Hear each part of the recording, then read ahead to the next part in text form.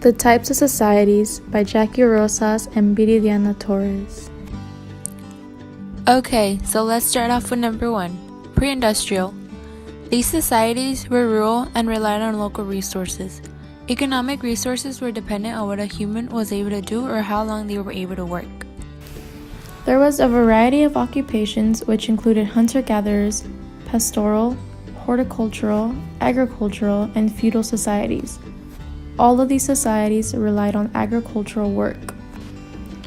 One of the first occupations was hunter-gatherers. These were tribe and kinship-based groups. Their surroundings helped them survive. When scarcity became an issue, they were able to reallocate. Number 2, pastoral societies. They were extremely dependent on animals. They were able to create basic needs such as clothing, transportation, and livestock with the animals.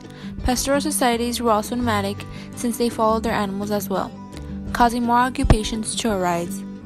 Horticultural societies were allocated in conditions to help them grow stable crops. They weren't nomadic since they made permanent settlements. The more stability meant more goods they were able to produce. Number 4, agricultural societies. They relied on permanent tools for survival. Around 3000 BCE, it made farming possible and profitable because farmers learned to rotate crops and create larger food surpluses. At the same time, encouraging people to become engaged in other activities such as poetry, philosophy, and music. Feudal societies were based on protection of land and withheld a hierarchy system. On the right side, we have the king at the very top, nobles, knights, and at the very bottom, we have the serfs and the peasants. In industrial societies, technology began to emerge in the industrial era. This is known as the Industrial Revolution.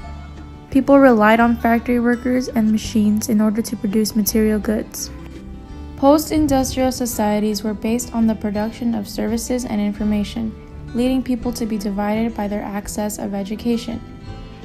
Here we have an example of a fast food cook's salary compared to an elementary school teacher's salary. Here we have 3 different types of services. The first service is service economy, which are jobs that provide a service to people. Number 2, we have technology jobs, in which jobs produce new technologies. And last but not least, we have number 3, manual labor and skilled trades, which are jobs working with hands. Service economy real-life example. An Uber driver is known as a service economy. These drivers provide a driving service to the public. Another job occupation example would be a bus driver.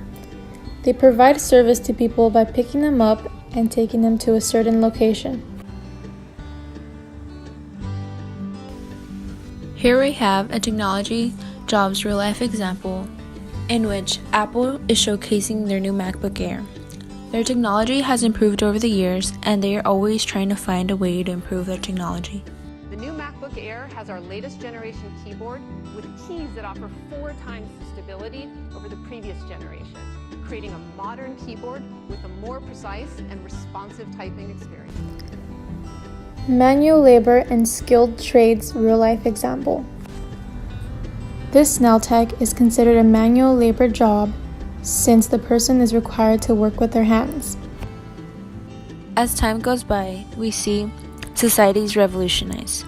So who knows how society will be 200 years from now, nevertheless 100 years from now.